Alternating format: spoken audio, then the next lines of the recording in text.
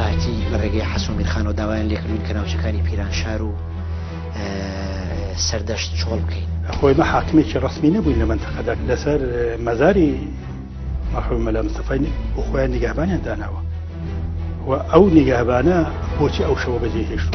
ڕوودا و مێژوو لەگەڵ مستەفای هیجری سکرتێری گشتی حزبی دیموکراتی کوردستانی ئێران باز لە ژیانی سیاسی خۆی و مێژووی حزبی دیموکرات و قۆناغە جیاوازەکان و بارودۆخی کوردانی خۆرهەڵات دەکات. سوپای پاسدارانی ئێران بە پێشەنگی و پشتیوانی هێزەکانی یەکێتی نیشتیمانی کوردستان هێرشیان کردە سەر بارگاکانی ئێوە تۆباران کران.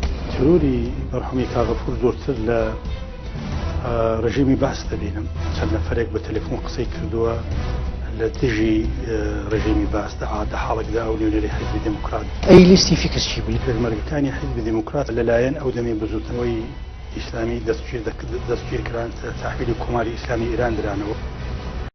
ڕوودا و مێژوو بەشی سێم شەوی سێشەممە کاتژمێر 9:05